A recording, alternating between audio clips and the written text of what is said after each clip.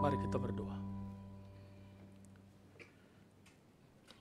Kepadamu ya Allah kami memohon. Berbicaralah kepada setiap kami pribadi lepas pribadi.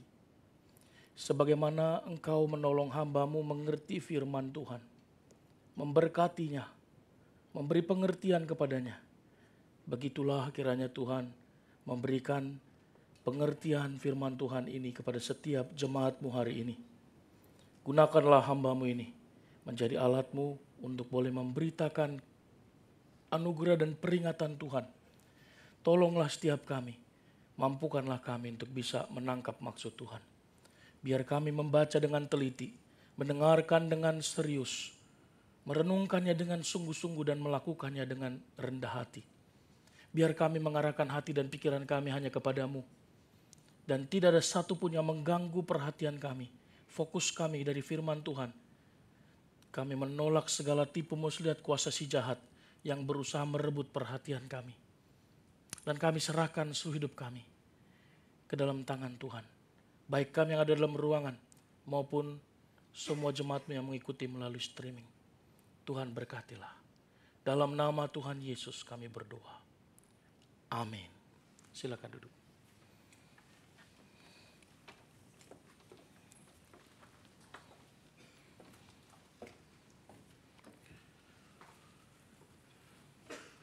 Shalom. Selamat hari Minggu untuk kita semua. Sudah lama kita tidak berjumpa. Saya ingat sudah 4 minggu, 3 minggu, saya tidak menyampaikan firman Tuhan di G3 Tokyo. Hari ini, mari kita bersama-sama belajar firman Tuhan dari Efesus pasal 4, ayat yang ke-17 sampai dengan ayat yang ke-24. Mari kita membaca bersama-sama firman Tuhan ini, ayat yang ke-17 sampai dengan ayat yang ke-24. Kaum laki-laki membaca ayat 17, kaum perempuan membaca ayat yang ke-18. Berganti-gantian sampai dengan ayat yang ke-24. Mari kita mulai dari kaum laki-laki. Ayat yang ke-17. Firman Tuhan berkata, sebab itu kukatakan dan kutegaskan ini kepadamu di dalam Tuhan. Jangan hidup lagi sama seperti orang-orang yang tidak mengenal Allah dengan pikirannya yang sia-sia.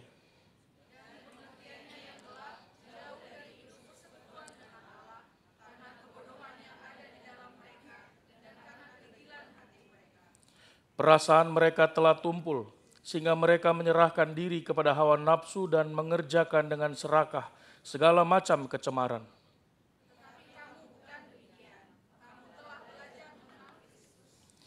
Karena kamu telah mendengar tentang Dia dan menerima pengajaran di dalam Dia menurut kebenaran yang nyata dalam Yesus.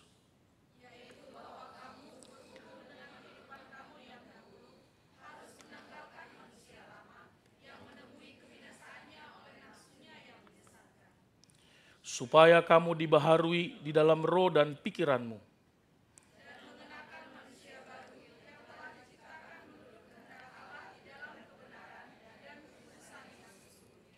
Baik.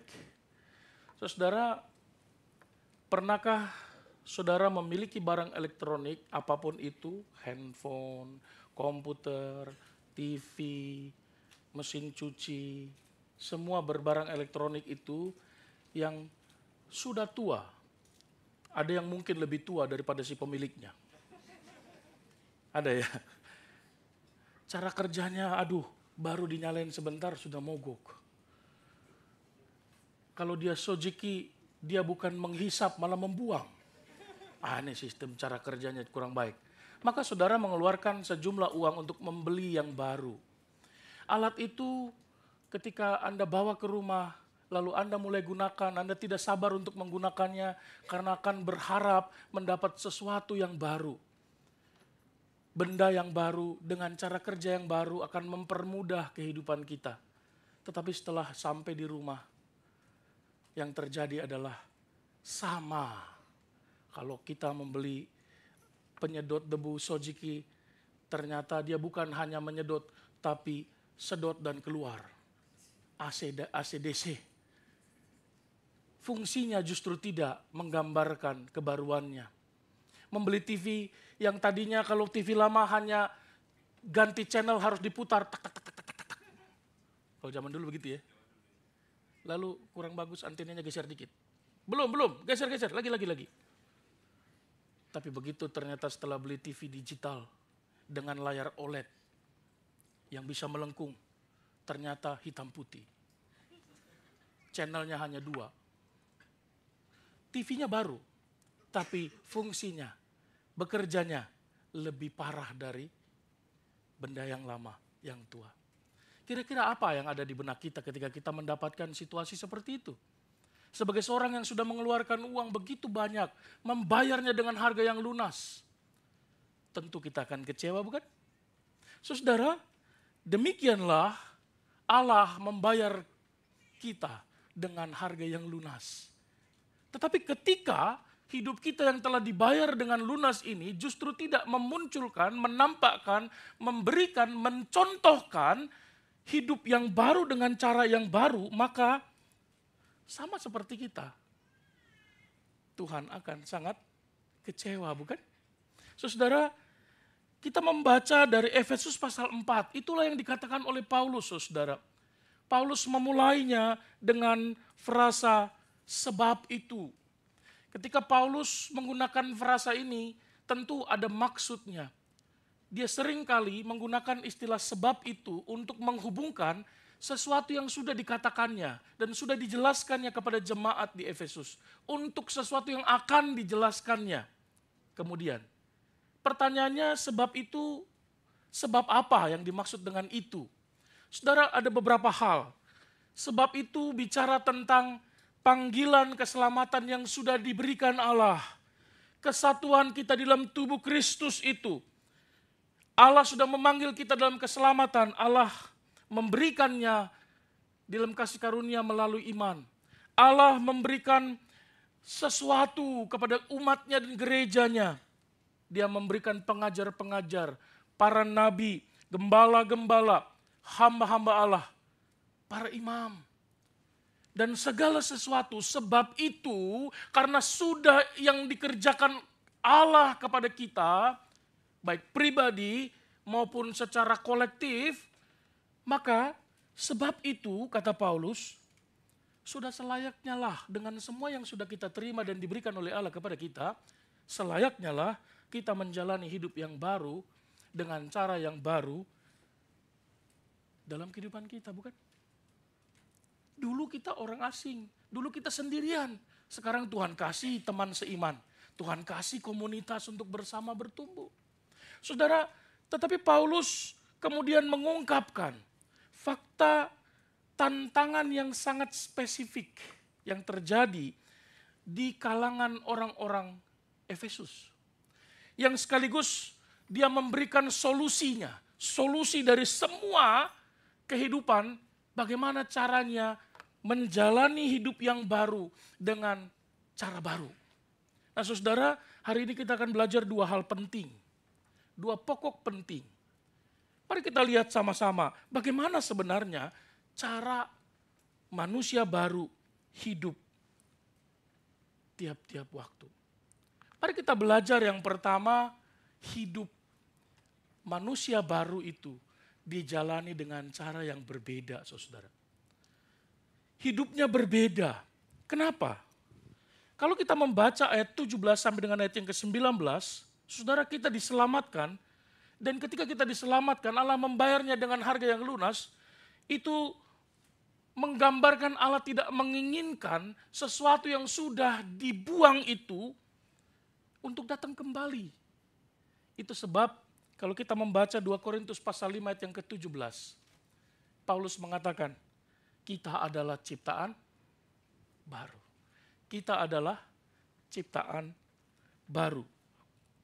Sebagai hasil pembaharuan yang dikerjakan oleh Allah, Allah mengharapkan, Allah menginginkan, dan seharusnya kita tidak lagi hidup dengan mode yang lama. Tetapi Paulus memberikan tantangannya dengan gambaran orang di Efesus. Ada 3 tantangan yang dialami oleh orang yang tidak percaya sebelum dia menerima Kristus. Dan kalau dia tidak percaya kepada Kristus, ada 3 tantangannya. Mari kita lihat sama-sama tantangannya apa saja. Yang pertama, hidup berbeda bicara tentang orang Efesus yang pada saat itu pikirannya, heads-nya itu sia-sia. Orang Efesus diungkapkan oleh Paulus yang belum percaya itu pikirannya adalah kosong, emptiness.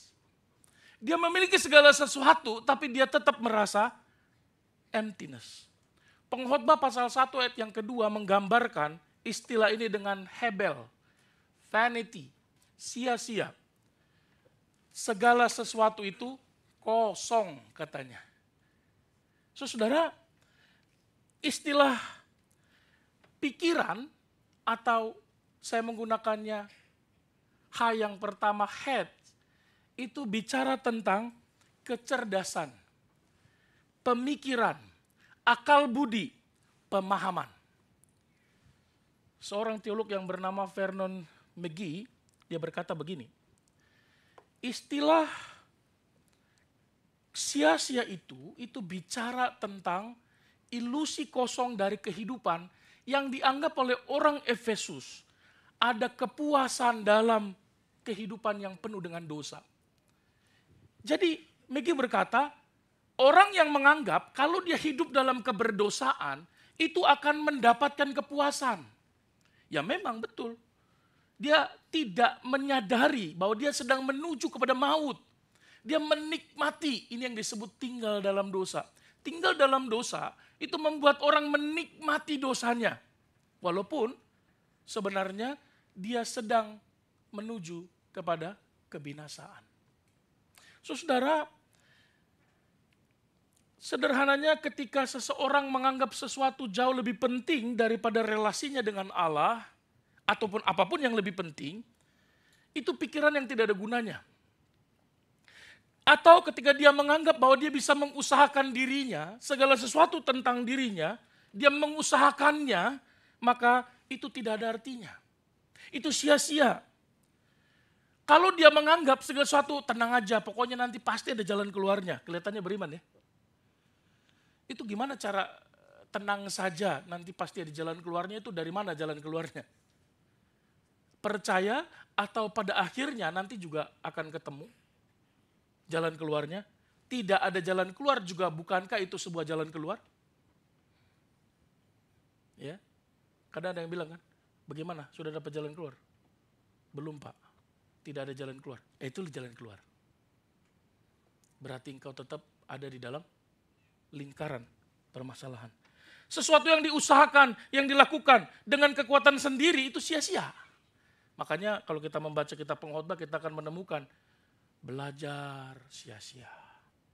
Intinya semua yang kita kerjakan kalau hanya tertuju di bawah matahari itu semua usaha menjaring angin. Ada yang pernah menjala angin? Ada? Yang kita tahu kan menjala cinta kan ya. Tiap minggu tebarkan jala di sekitar kita. Sampai bapak-bapak pun kita jala. Itu salah jala dong. Kan kayak firman Tuhan berkata apa pujiannya? Tebarkan jala. Ya. Saudara, berapa banyak manusia yang berusaha menganggap dirinya agung. Berusaha dengan kekuatannya, berpikir bahwa dia bisa melakukan segala sesuatu. Dia bisa menguasai seluruh dunia ini. Di manakah Hitler hari ini? Di manakah Stalin? Di mana Mao Zedong? Di mana Firaun? Semua habis. Semua habis dimakan oleh zaman. Semua sia-sia. Saudara-saudara, pikiran yang terhilang menciptakan cara-cara untuk melayani kedagingannya. Pikiran yang terhilang, seorang yang tidak percaya, keinginannya, pikirannya mementingkan dirinya sendiri. Dia gak peduli orang lain, dan gak ada gunanya memikirkan orang lain. Pikiran yang sia-sia menciptakan Tuhan-Tuhan yang palsu, yaitu dirinya sendiri. Pikiran yang sia-sia itu menciptakan filosofi-filosofi agama-agama yang palsu. yang dirancang hanya untuk memamerkan kekuatan pikirannya. Saudara, ini masalah bagi orang Efesus. Yang kedua, heart, pengertian yang gelap. Saudara, istilah pengertian yang gelap atau hati ini, kardia ini bicara tentang kedegilan hati. Maka kalau kita membaca di ayat yang ke-18 dikatakan, jangan lagi hidup sama seperti orang-orang yang pengertiannya yang gelap. Ciri-cirinya jauh dari hidup persekutuan dengan Allah. Karena kebodohan yang ada di dalam mereka dan karena kedegilan hati, kekerasan hati, stubbornness, ignorance. Saudara, istilah porosis ini bukan buta tetapi tidak memiliki sudut pandang yang baik. Saudara, kalau saya baca Alkitab sekarang harus jauh-jauh. Kira-kira 10 meter lah. Kejauhan. Maka harus pakai kacamata. Maka jelas. Ya. Ketika saya tidak pakai kacamata, bukan hanya saya kurang ganteng, tapi juga tidak bisa membaca. Ini bukan tidak punya mata kan? Punya mata. Bukankah itu yang dikatakan oleh firman Tuhan? Buta sekalipun dia bisa melihat. Saudara-saudara, blindness ini bicara tentang kedegilan hati. Mari kita lihat Roma pasal 1 ayat 18. Kita baca sama-sama. Terjemahan bahasa Indonesia sehari-hari mengatakan, dari sorga Allah menunjukkan murkanya terhadap dan kenapa? Sebab dosa itu natur kita yang kita bawa dari nenek moyang kita dan dibesarkan menurut pengaruh lingkungan kita, yang kita tiru dari bapak mama kita, yang kita belajar dari teman-teman kita, dari sekolah kita, dari lingkungan kita, pengalaman buruk kita, lalu menghasilkan yang namanya kejahatan yang kita perbuat dengan aktif. Saudara, itu kata Paulus menghalangi kita untuk mengenal ajaran benar tentang Allah. Jadi kalau begitu kita baru ngerti. Selama ini kalau nggak ngerti-ngerti firman Allah, karena apa? Dua hal ini. Itu sebab perlu Roh Kudus menembus itu. Dan perlu ada keseriusan dan pertobatan serius untuk bisa mengenal ajaran Allah yang benar itu. Nah saudara, kekerasan hati orang-orang Efesus karena belum percaya, mereka terpisah dari kehidupan yang seharusnya. Pengertian mereka menjadi gelap. Saudara, frasa pengertian mereka menjadi gelap itu ditulis dengan bentuk perfect participle. Bagi saudara yang belajar tentang tenses ini, Anda akan menemukan maknanya pengertian yang gelap ini bicara tentang keadaan spiritual yang gelap dan ini terjadi terus-menerus. Bukan hanya sekali, tapi terus-menerus dalam waktu yang panjang. Menyebabkan seseorang bukan hanya tidak mengerti, tapi terus-menerus tidak akan pernah. Berapa banyak pun yang dia baca, berapa banyak pun dia ikut persekutuan, berapa banyak pun dia masuk ke dalam kumpulan-kumpulan rohani. Kenapa? Karena hatinya bermasalah. Gelap sepenuhnya. Kondisi awalnya dimulai dengan apa? Keras kepala. Lalu keras kepala ini mengabaikan kebenaran, menolak kebenaran, akhirnya jatuh pada kondisi gelap sepenuhnya, seluruhnya.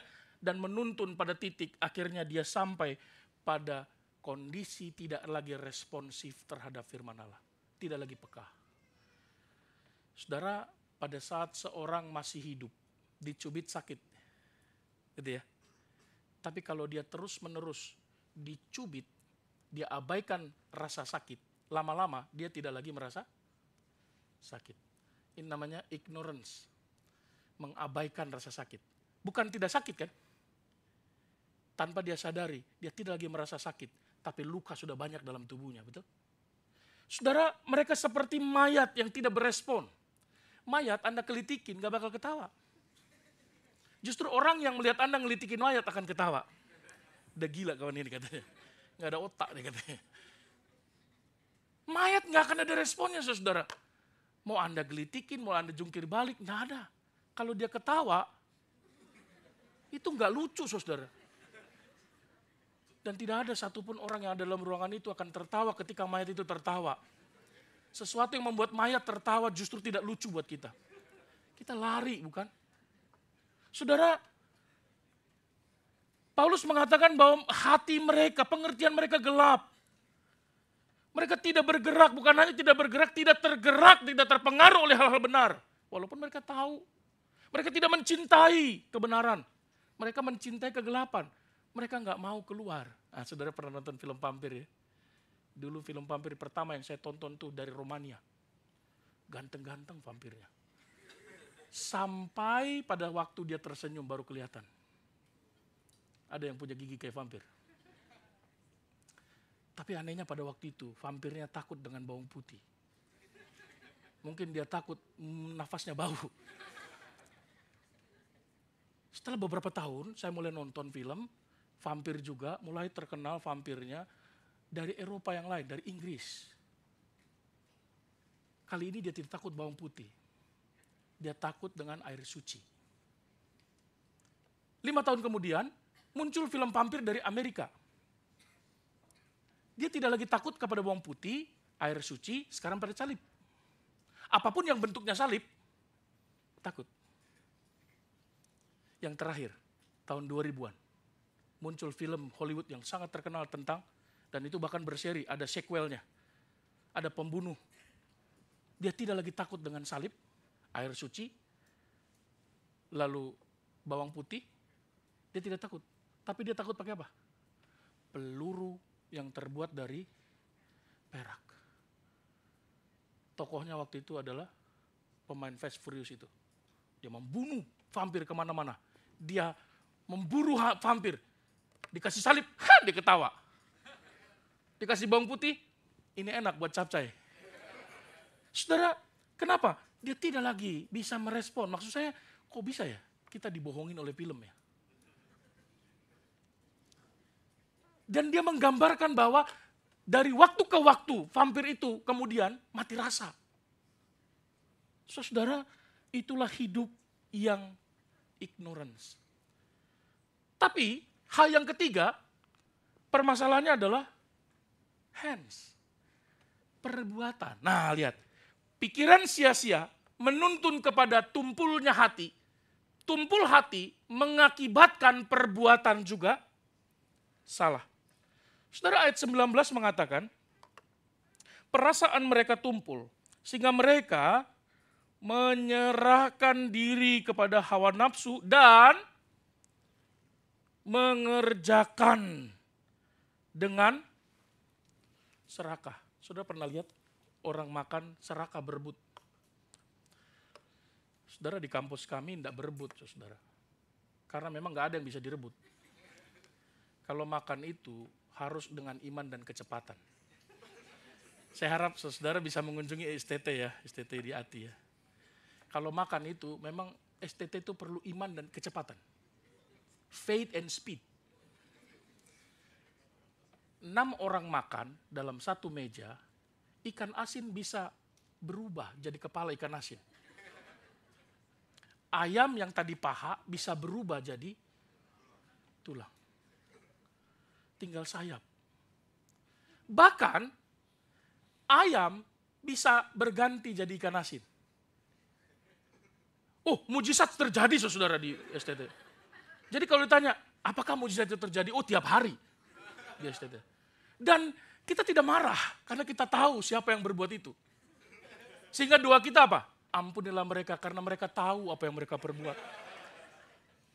Saudara, perbuatan itu terjadi karena apa?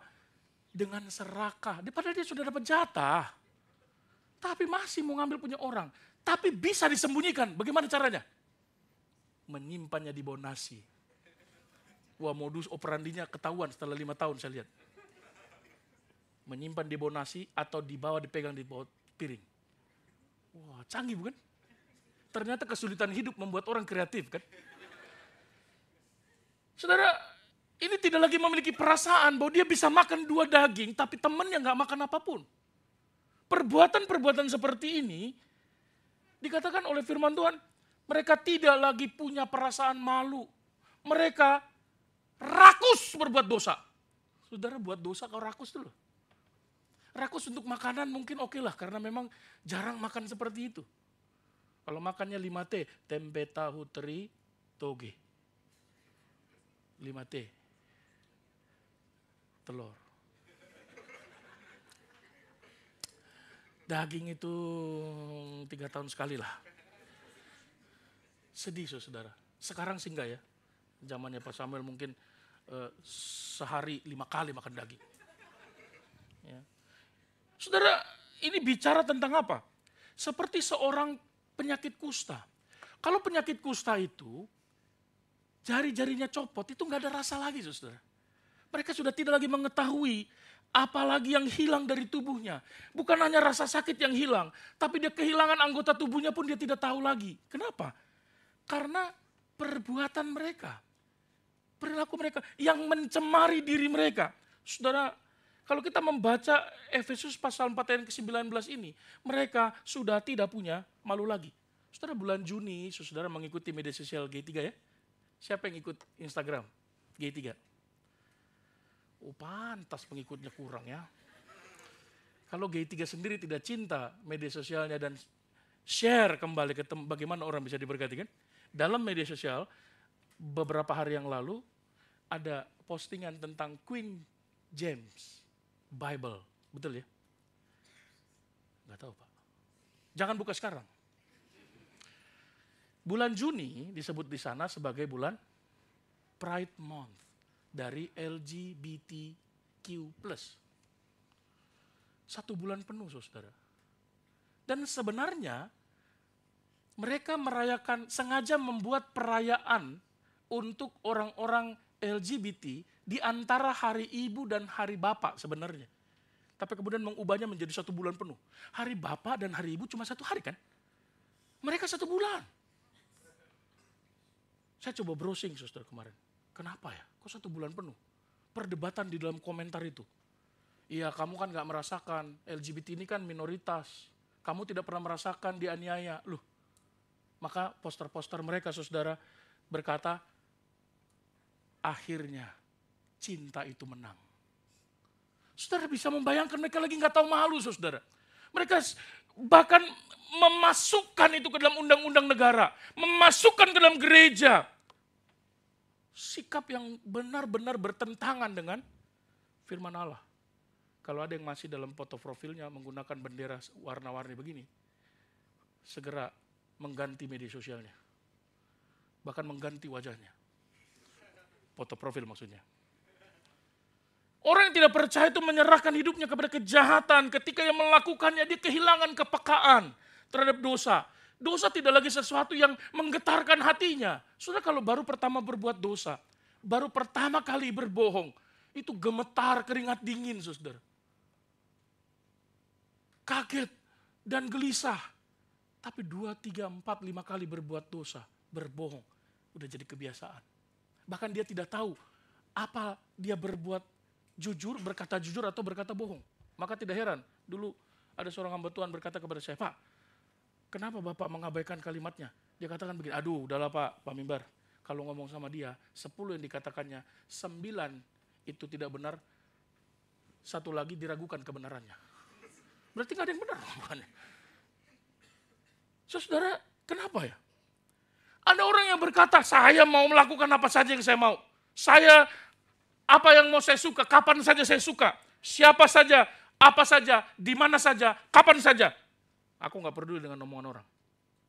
Saudara, kalau orang berkata demikian, kehilangan kepekaannya terhadap kebenaran. Nah konteks di dalam ayat 19 ini sebenarnya bicara tentang orang-orang yang berada di Efesus yang memang tidak lagi peduli. Orang lain melihat mereka berhubungan seksual di tempat umum, di tempat ibadah, di kuil Artemis, itu tidak lagi membuat mereka malu. Saudara lihat, patung Dewi Artemis ini, Dewi Artemis itu adalah lambang seorang dewi yang cantik, tapi ratu, the hunter gods. Pemburu sebenarnya, tapi entah mengapa kemudian berubah menjadi dewi seks. Lihat gambarnya, menurut para ahli, benjolan-benjolan itu melambangkan payudara. Kesuburan. Di bawah patung itu gambar-gambar binatang. Dan yang paling warna hitam itu, patung hitam itu, mereka sangat mengagungkan Dewi Artemis yang kulit hitam. Dianggap pada waktu itu orang hitam itu seksi, penuh dengan aura seksualitas. Dan hal biasa bagi mereka datang ke bait suci melacur bakti namanya. Homoseksualitas, orgiastik. Orgiastik itu melakukan seks berame-rame, satu kampung. Itu terjadi di Efesus. Maka Paulus katakan, mereka itu perasaannya sudah tumpul. Mereka tidak lagi malu untuk menunjukkan sesuatu yang sebenarnya sifatnya privat. Mereka bahkan memperjualbelikan itu. Itu kan yang terjadi di dunia ini. Anda pergi ke 7-Eleven, di bawah kita. Saya nggak tahu apakah ada itu. Buku-buku porno semua lengkap, betul? Saya kadang-kadang kasihan juga kalau anak-anak kita suka belanja. Penggemar Family Mart, 7-Eleven ini kan anak-anak kita ya.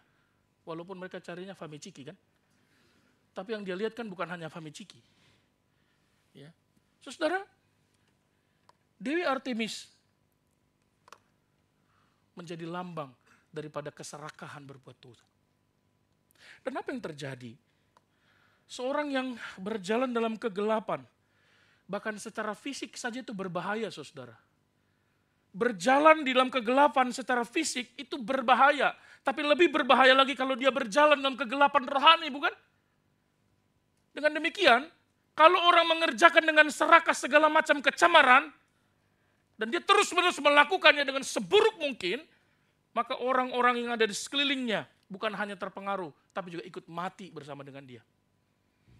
Begitulah kehidupan orang-orang yang tidak percaya. Tapi Paulus nggak berhenti di situ, saudara. Paulus mengatakan dengan jelas kalimatnya, tapi Kristus yang kalian kenal bukan demikian.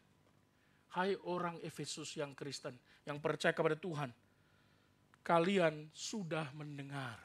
Kalau yang tadi, mereka bahkan tidak bisa mendengar karena terhalang oleh dosa dan perbuatan jahat.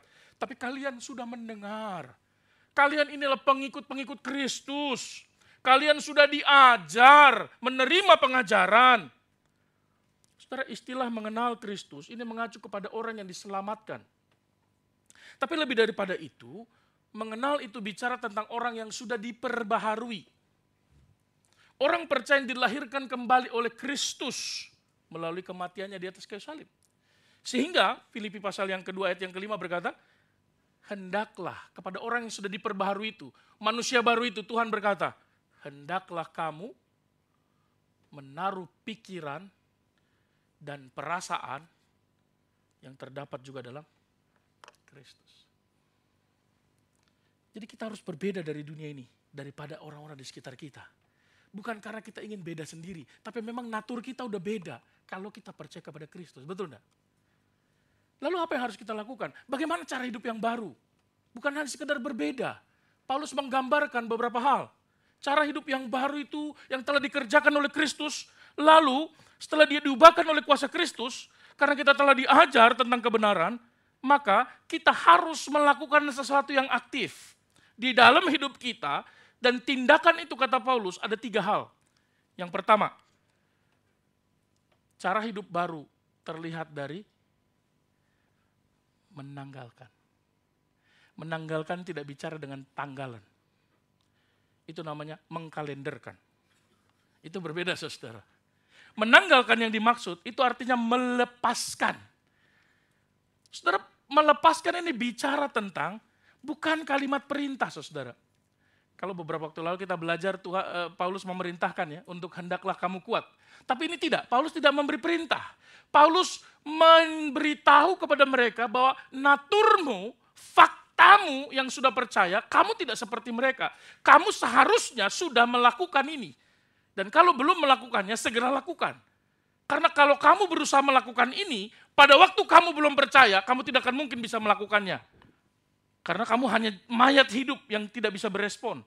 Tapi karena kamu sudah percaya, kamu ada dalam Kristus, seharusnya kamu bisa melakukan yang disebut menanggalkan. Setiap pernyataan ini bicara tentang apa? Ketika kita bertobat, kita kehilangan belenggu. Kita dibebaskan dari ikatan kuasa gelap itu. Tapi hati-hati, walaupun kita dibebaskan oleh Kristus dari manusia yang lama, bukan berarti manusia lama itu mati, saudara.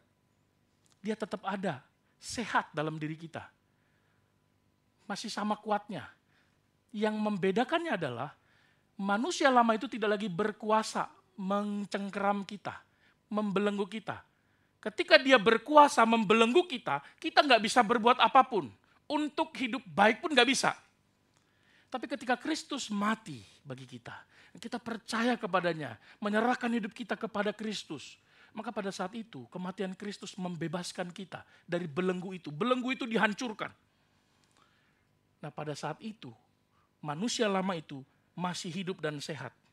Buktinya di mana Pak? Kita baca sama-sama. 1, 2, 3.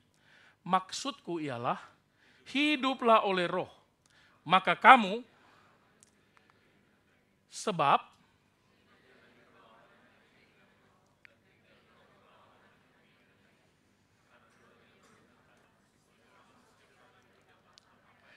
ini diberikan kepada jemaat Galatia yang sudah Kristen kan? Tapi Paulus katakan, hiduplah oleh roh. Untuk apa hidup oleh roh? Supaya tidak menuruti keinginan daging. Berarti keinginan daging masih ada. Karena kita masih dalam hidup dalam dunia, betul? Keinginan dagingnya masih ada. Masih sehat dia, masih hidup di dalam kita. Bahkan kalau kita membaca Kolose pasal 3 ayat yang kelima, Paulus bahkan dengan terang-terangan mengatakan, matikanlah dalam, ini kalau bicara matikan ini orang Manado dan orang Batak jago nih. Orang Manado bahkan untuk matiin lampu aja dibilang, bunuh dulu lampu itu. Ekstrim kalimatnya. Bunuh dulu lampu itu. Entah udah berapa banyak yang dibunuhnya lampu itu. Jadi nanti kalau ketemu orang Manado tanya ya, udah berapa banyak yang kau bunuh. Ya. Saudara, matikanlah segala sesuatu yang duniawi. Apa itu? Percabulan, kenajisan, hawa nafsu, nafsu jahat, dan keserakahan. Kenapa?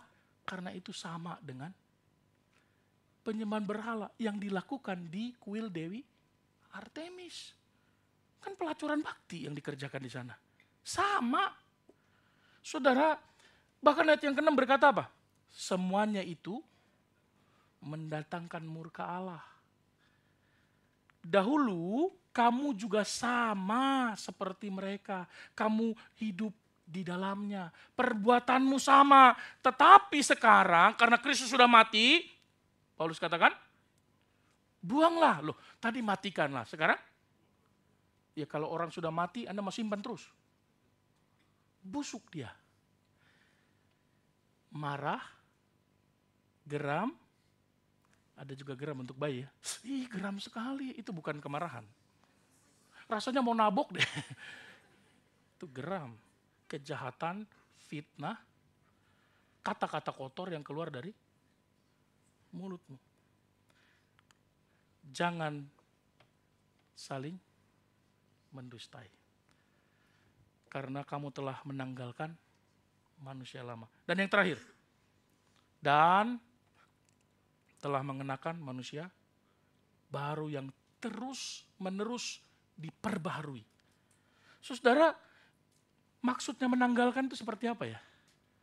Saudara, salah satu praktek hukuman yang paling brutal di dalam kekaisaran Romawi adalah perlakuan pemerintah Romawi terhadap pelaku kejahatan pembunuhan.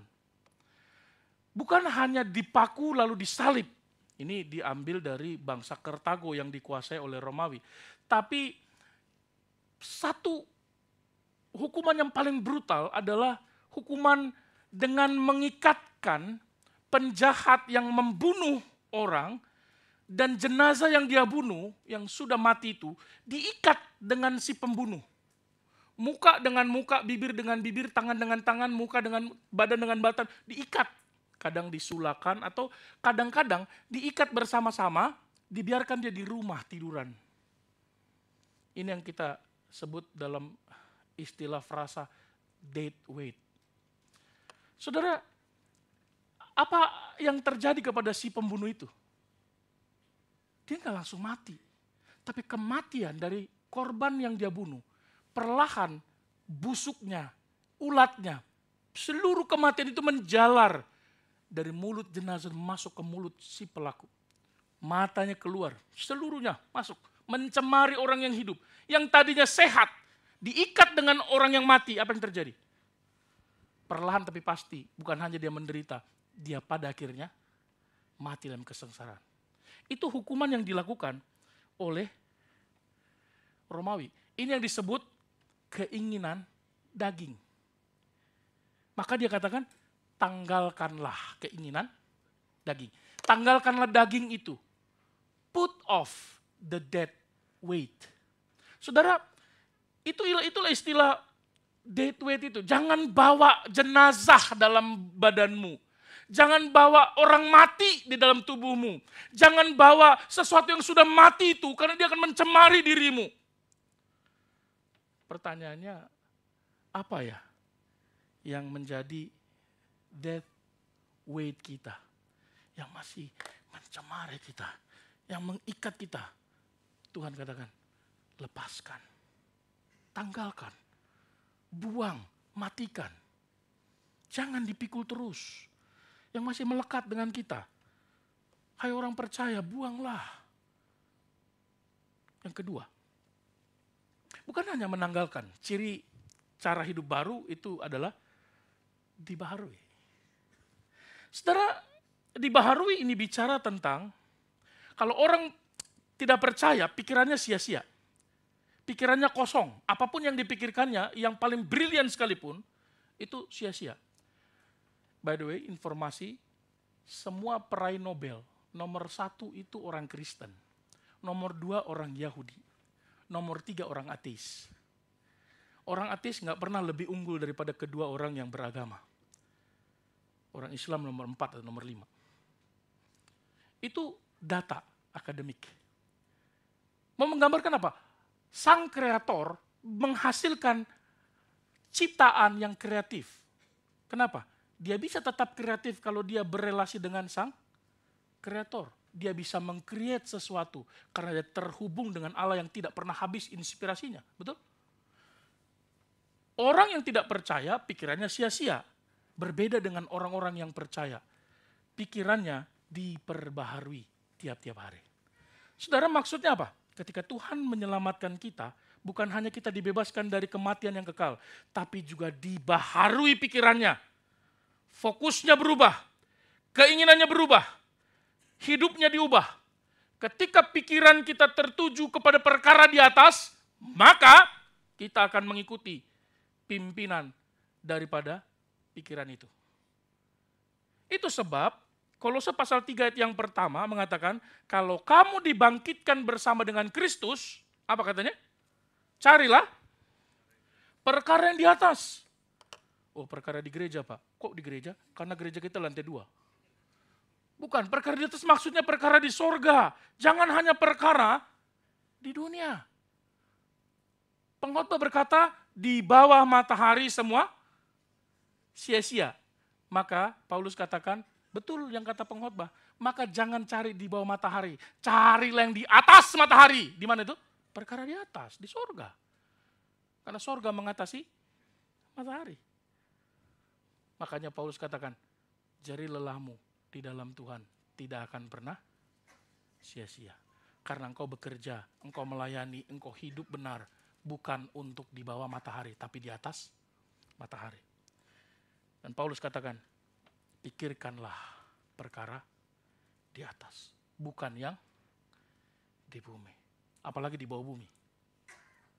Saudara, Billy Graham pernah berkata begini, yang terpenting, biarkanlah firman Tuhan itu memenuhi, memperbaharui pikiranmu setiap hari. Kenapa?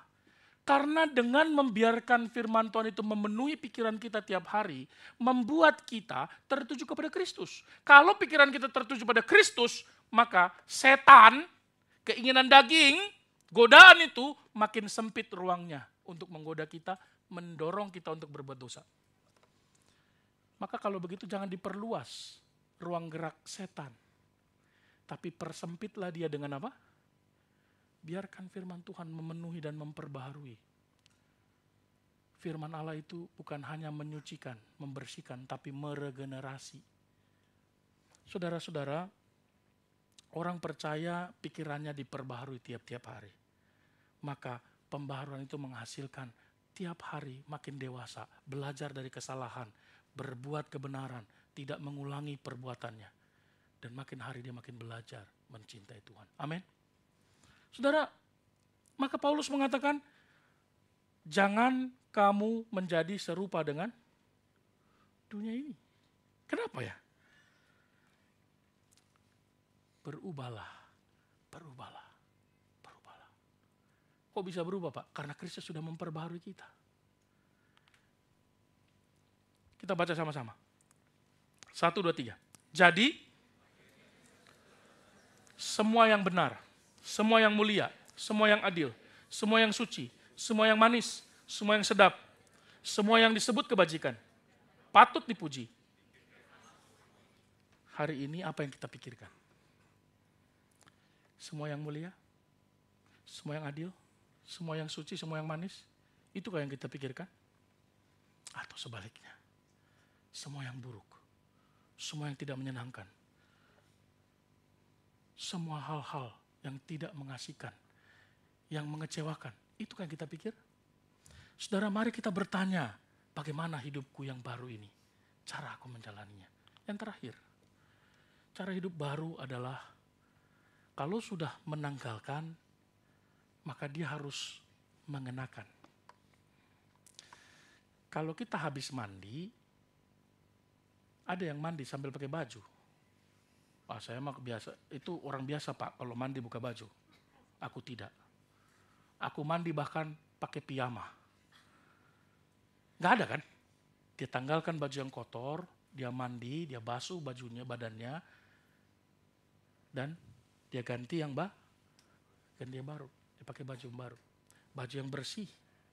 Setelah menanggalkan manusia lama yang penuh dengan dosa, dia harus mengenakan manusia baru.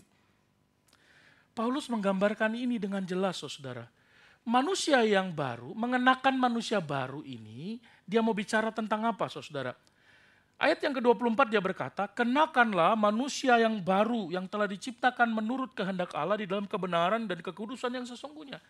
Dia mau mengatakan begini, seperti Kristus yang sudah mati bagimu dan memperbaharui hidupmu, walaupun fisikmu lama, tapi hidupmu udah baru.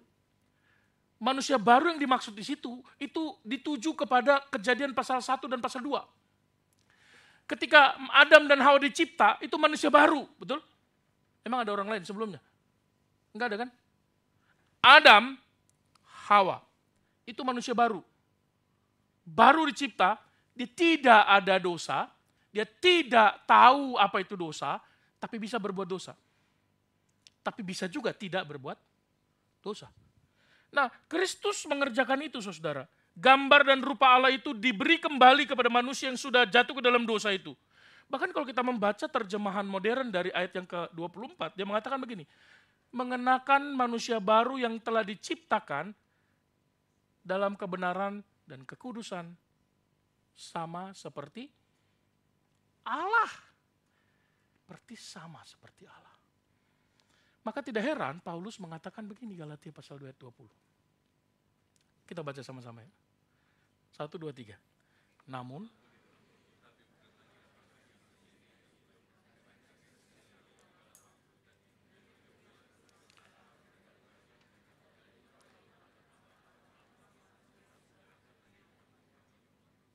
inilah cara hidup yang baru. Menanggalkan manusia lama yang berdosa, mengenakan manusia baru. Pikirannya baru Dan biarkan pikiran yang baru itu diperbaharui tiap hari. Supaya bukan hanya kita makin bertumbuh dan makin dewasa, ruang gerak iblis tidak ada lagi dalam diri kita.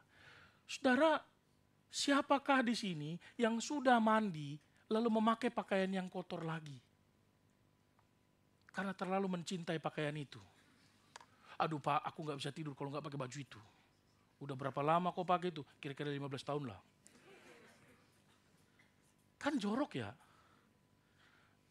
Saudara, tidak ada manusia seperti itu, saya yakin. Seburuk-buruknya, semiskin-miskinnya, nggak ada. Lo ada dulu kan teman saya ya, dulu waktu kos SMA itu ya. Dia dari desa, bajunya cuma 2, cuci kering namanya. CCK. Maka dia pakai sarung aja di rumah. Pakai sarung, dulu di kampung bilangnya sarung ya. Yang untuk bapak-bapak itu. Kalau orang Batak bilang Mar Lopez. Maka disebut Jennifer Lopez. Jennifer bersarung. Lopez itu sarung. Saudara, kenapa? Bajunya dicuci. Dia gak punya baju. Tapi dia gak akan pernah pakai baju yang sama sudah dia mandi. Kenapa? Bagi dia itu satu kebodohan. Saya tanya, pakai aja kan masih bersih. Dia mengatakan, that is the most stupid thing that you said. Keren banget dia. Itu hal yang paling bodoh yang pernah kau katakan. Wah, saya bilang hebat juga ya. Waktu saya mengingat itu, Paulus juga mengatakan, kenakan manusia baru. Jangan sudah diselamatkan Kristus, baju yang lama masih dipakai. Gaya yang lama masih digunakan, pikiran yang lama masih dikembangkan. Perilaku yang sama masih dilanjutkan. Saudara, yang lama sudah berlalu, sesungguhnya yang baru sudah datang. Jangan hanya gunakan ayat itu untuk memutuskan pacar. Tapi juga putus hubungan dengan iblis. Dengan dosa. Udah pacaran, udah gak suka lagi, bilang, Dek, Tuhan bicara kepadaku semalam. Yang lama sudah berlalu, sesungguhnya yang baru sudah datang. Kekasihnya tidak mau kalah. Pergilah dan jangan berbuat dosa lagi. Bertobatlah, kerajaan Allah sudah dekat. Jangan hanya gunakan demikian, tapi hiduplah di dalamnya. Jika sudah dibasuh dengan darah Kristus yang mahal, jangan sia-siakan pengorbanannya yang begitu agung itu. Jangan biarkan manusia yang lama terus berkuasa. Dia memang masih ada dan sehat di dalam sana, tapi jangan biarkan dia berkuasa lagi. Karena Kristus sudah mati membebaskan kita. Lalu apa kesimpulan kita? Saudara, cara hidup yang baru adalah menanggalkan manusia lama. Dan biarkan dirimu terus mengenakan pakaian yang baru yang diperbaharui dari waktu ke sewaktu. Sehingga tiap hari, kelak kita mengingat kembali 10 tahun hidup kita yang dulu. Kita bersyukur kepada Tuhan karena aku tidak lagi sama seperti yang dulu. Seperti Paulus mengatakan, hidupku dulu beda dengan hidupku sekarang. Dulu aku hidup dalam ketidakkenalan dengan Tuhan. Hidupku sekarang bukan aku lagi, tapi Kristus yang hidup di dalam aku. Adakah hidupmu sudah diperbaharui di dalam Kristus? Adakah hidupmu sudah hidup baru di dalam Kristus? Bagi engkau yang belum, mari datang kepada Tuhan. Minta Tuhan memperbaharui hidup kita. Dan bagaimana cara hidupmu, hai manusia-manusia yang percaya, hai orang-orang Kristen yang percaya, bagaimana engkau menjalani hidupmu tiap-tiap hari? Adakah engkau menjalani cara hidup yang baru dalam manusia baru? Mari kita bangkit berdiri. Kita berdoa kepada Tuhan.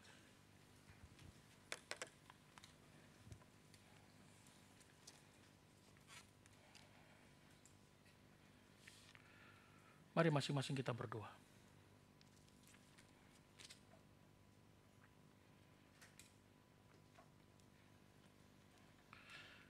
Kami mohon kepadamu ya Tuhan, pengertian, kemampuan untuk bisa dapat melakukan firman Allah ini. Sehingga tidak ada satupun di antara kami yang hidup selalu dalam kekalahan.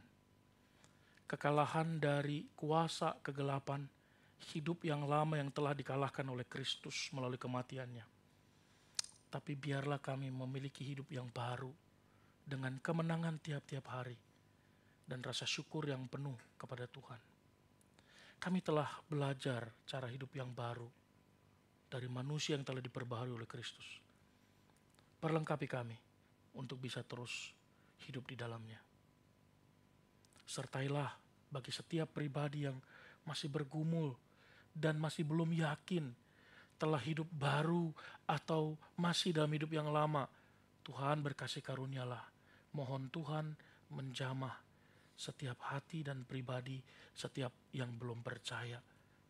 Biarlah mereka boleh menerima Tuhan secara pribadi dalam hatinya, bertobat mengaku dosa dengan mulutnya, dan mengakui bahwa Yesus adalah Tuhan di dalam kehidupannya, dan meminta kepada Tuhan belas kasihannya. Ampunilah dan tolonglah setiap anak-anakmu yang berseru kepadamu dengan hati yang hancur. Dengarkanlah ya Tuhan permohonan kami, syafaat kami kepadamu. Sambil kami mengingat untuk semua saudara kami yang mengalami kelemahan tubuh. Berdoa untuk Ibu Ellen yang masih berjuang dengan pemulihan kesehatannya ya Tuhan. Terus mampukan ya Tuhan untuk bisa tetap bergantung pada Tuhan. Kesembuhan yang Tuhan boleh karuniakan. Dan dalam proses menantikan itu, biarlah ada kekuatan untuk bisa menanggung semua rasa sakit itu. Berikan pemulihan untuk saudara Andi yang dalam kelemahan tubuh hari ini. Tuhan jamah bagian tubuhnya yang sakit. Tuhan menyertai, menolong ibu-ibu yang Tuhan karuniakan buah hati dalam kandungannya. Pimpinlah Ibu Desi, Ibu Iga, Ibu Aprianti.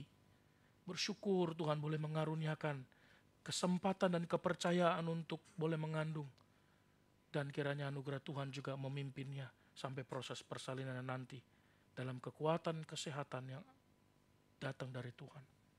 Tolong semua saudara yang berulang tahun ya Tuhan.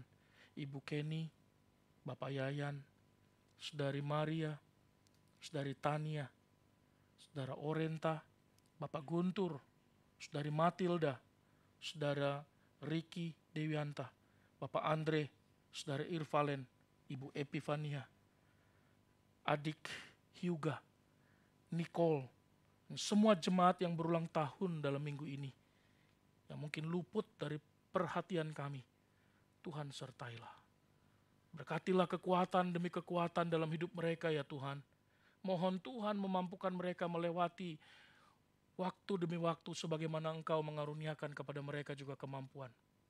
Melewati waktu yang sudah dilaluinya. Anugerah Tuhan sama buat mereka. Sertai seluruh jemaat-Mu yang mungkin datang kepada Tuhan beribadah dengan tangisan, dengan pergumulan, dengan beban yang berat. Tuhan berbelas kasihanlah kepada setiap jemaat-Mu. Berilah kekuatan dan kemampuan untuk memikul pergumulan yang begitu berat itu. Dengan tantangan dan pergumulan yang ada. Kami mau berdoa sebagaimana Engkau mengajar kami berdoa. Bapa kami yang di sorga, dikuduskanlah namamu, datanglah kerajaan-Mu, jadilah kehendak-Mu di bumi seperti di sorga. Berikanlah kami pada hari ini makanan kami yang secukupnya, dan ampuni kami akan kesalahan kami, seperti kami juga mengampuni orang bersalah kepada kami. Dan janganlah kami ke dalam pencobaan, tapi lepaskanlah dari jahat, karena Engkau yang punya kerajaan dan kuasa dan kemuliaan sampai selama-lamanya. Amin. Masih dalam keadaan berdiri.